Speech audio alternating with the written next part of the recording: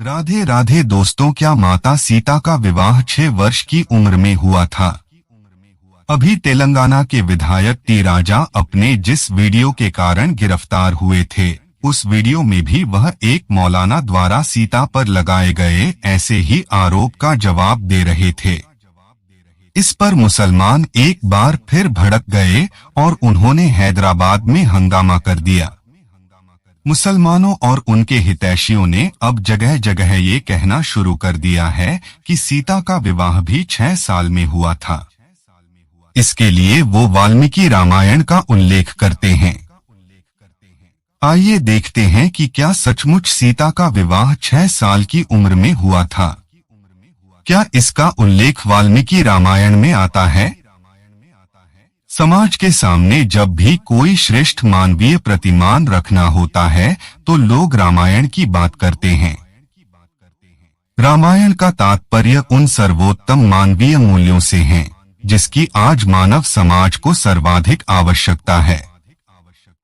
यह बात सप्रमाण कही जा सकती है कि विश्व के किसी भी कोने और भाषा तथा संप्रदाय के पास रामायण जैसा ग्रंथ नहीं है। पर इन दिनों यह बात बिना किसी विचार के साथ उठाई जा रही है कि विवाह के समय भगवान श्री राम और माता सीता की अवस्था यानी आयु कितनी थी। यह सवाल जब तब उठता ही रहता है। इस विषय में अनेक विद्वानों ने अनेक बातें कही हैं, जिनका सार यही है कि माता सीता अपने विवाह के समय आज के शब्दों में वयस्क थी।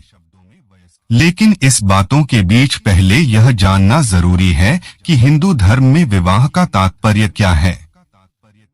संसार की सबसे पुरानी पुस्तक ऋग्वेद 10:85-36 की बात की जाए तो उसके अनुसार विवाह का उद्देश्य है गृहस्थ होकर देवों के लिए यज्ञ करना तथा संतानोत्पत्ति करना।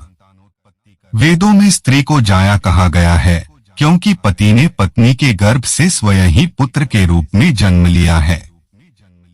ऐत्रेय ब्राह्मण 33/1 का कहना है कि पत्नी पति की अर्धांगिनी है, अतः जब तक व्यक्ति विवाह करके संतानोत्पत्ति नहीं करता वह पूर्ण नहीं है। स्पष्ट है कि धर्म, संपत्ति, संतान और रति, यौन तथा अन्य स्वाभाविक आनंदोत्पत्ति ये 3 विवाह संबंधी प्रमुख उद्देश्य स्मृतियों एवं निबंधों ने माने हैं। भारद्वाज गृह्य सूत्र 1/11 के मतानुसार विवाह करते समय कन्या की 4 बातें देखनी चाहिए: धन, सौंदर्य, बुद्धि एवं कुल। कन्या वर से अवस्था में छोटी होनी चाहिए। गौतम, वशिष्ठ एवं याज्ञवल्क्य ने लिखा है कि अक्षत्योनि जिसका कौमार्य भंग नहीं हुआ हो, कन्या से विवाह करना चाहिए। सीधी बात यह है कि विवाह संस्कार का महत्व था 2 व्यक्तियों को आत्मनिग्रह, आत्मत्याग एवं परस्पर सहयोग की भूमि पर लाकर समाज को चलते जाने देना। धर्मशास्त्र की बात की जाए तो वहाँ भी 10 वर्ष तक की बालिका को कन्या और 16 वर्ष तक की बालिका को बाला कहा गया है। कुछ ग्रंथों का मत है कि 16 वर्ष की आयु तक स्त्री कन्या होती है। वहीं अनेक धर्मशास्त्रीय ग्रंथों की मान्यता है कि जब तक विवाह न हो जाए अविवाहिता स्त्री कन्या होती है। कन्या को लेकर शास्त्रों और शास्त्रकारों के अलग अलग मत हैं। ऐसे में निश्चित तौर पर ये नहीं कहा जा सकता कि कन्या का अर्थ 10 वर्ष से छोटी बालिका ही होती है। अविवाहित बालिका भी कन्या होती है, भले ही उसकी उम्र इससे अधिक हो। इसीलिए भारतीय समाज में लड़की के विवाह के लिए कन्यादान शब्द प्रचलन में है। विवाह तो रजस्वला लड़की का ही होता है, तब भी उसके विवाह को कन्यादान इसलिए कहा जाता है क्योंकि अविवाहित लड़कियां कन्या ही होती हैं। श्री राम और सीता के विवाह की बात से पहले बात करते हैं महर्षि वाल्मीकि द्वारा रचित रामायण की। रामायण विभिन्न भाषाओं में लिखी सारी राम कथाओं की आधार ग्रंथ है। प्रायः लोग रामायण अरण्यकांड 7-10-11 के अनुसार वे राम एवं सीता की विवाह के समय अवस्थाएं क्रमशः 13 एवं 6 वर्ष की बता डालते हैं। परंतु सारे प्रामाणिक विद्वानों के मत से रामायण के नाम से चलाई गई यह बात प्रक्षिप्त यानी झूठी है, क्योंकि बालकांड में श्री राम के विवाह के बाद के श्लोकों 77, 14, 15 में आया है कि सीता तथा उनकी अन्य 3 बहनें विवाह के बाद ही अपने पतियों के साथ एकांत में रहने लगी थी। रेमेरे मुदिताः सर्वा भर्तृभ्यः सहितारः। यहाँ एकांत में रहने से स्पष्ट है कि सीता विवाह के समय 6 वर्षीय बालिका नहीं हो सकती। दूसरी बात है कि सीता का विवाह स्वयंवर पर आधारित था। सीता के लिए स्वयंवरा, स्वयं वरण करने वाली या पतिंवरा शब्द प्रयुक्त हुआ है। स्वयंवर में वर चुनने की स्वतंत्रता लड़की के पास होती है। विवाहार्थी पुरुष को कन्या के आगे नुमाइश की तरह पेश होना है। कन्या द्वारा खारिज किए जाने पर आपत्ति दर्ज कराने का अधिकार भी पुरुषों को नहीं है। वर शब्द का अर्थ ही होता है चुना गया। ऐसे में क्या 6 साल की सीता अपने लिए स्वयंवर में वर चुन रही थी? वह एक वयस्क युवती थी जो यह जानती थी कि शिव धनुष तोड़ने का सामर्थ्य कौन रखता है और वह कौन है। स्पष्ट है कि सीता का विवाह स्वयंवर की परिणति थी और विवाह के समय सीता यह विवेक प्राप्त कर चुकी थी कि उन्हें अपनी वरमाला से किसे चुनना है। सीता ने धनुर्भग के बाद राम का वरण किया था। स्पष्ट है राम और सीता दोनों पूरी तरह से परिपक्व युवा थे।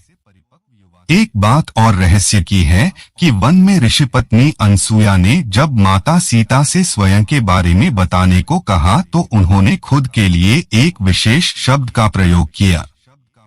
यह शब्द है पति संयोग सुलभा, अर्थात पति से संयोग के लिए समर्थ। ऐसे में रामायण के इस शब्द से समझा जा सकता है कि अनसुया को यह बात बताने वाली सीता अपने विवाह से समय परिपक्व थी, नाबालिग नहीं। एक बात और रहस्य की है कि वन में ऋषि पत्नी अनसुया ने जब माता सीता से स्वयं के बारे में बताने को कहा तो उन्होंने खुद के लिए एक विशेष शब्द का प्रयोग किया। यह शब्द है पति संयोग सुलभा, अर्थात पति से संयोग के लिए समर्थ। ऐसे में रामायण के इस शब्द से समझा जा सकता है कि अनसुया को यह बात बताने वाली सीता अपने विवाह से समय परिपक्व थी, नाबालिग नहीं। गोस्वामी तुलसीदास की रामचरितमानस में तो श्री राम से पुष्प वाटिका में मिलने से पूर्व सीता सखियों के साथ गौरी मंदिर जाती है और माता पार्वती से योग्य पति के लिए प्रार्थना करती है। माता सीता के अकथनीय स्वरूप को देखकर श्री राम का यह कथन मानहु मदन दुंदुभी दीन ही बता रहा है कि उस समय तक श्री राम अपने तरुणावस्था को पा चुके हैं और किसी बालिका को नहीं बल्कि युवती को देख रहे हैं। यहाँ तक कि अयोध्या आए महर्षि विश्वामित्र को महाराज दशरथ कहते हैं, राम तो अभी 16वें साल में चल रहा है, यह भयंकर राक्षसों से कैसे लड़ेगा। इस हिसाब से मिथिला जाने तक राम 16 साल की आयु पूरी कर चुके थे।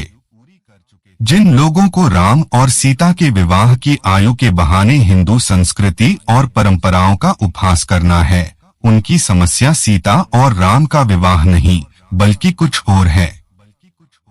हिंदू विरोध की दुर्वासना उन्हें इस स्तर तक गिरा देती है, यह सोचने का विषय है।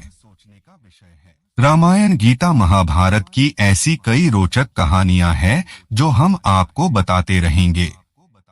हमसे जुड़े रहने के लिए हमारे चैनल को सब्सक्राइब कीजिए। आपका बहुत बहुत धन्यवाद।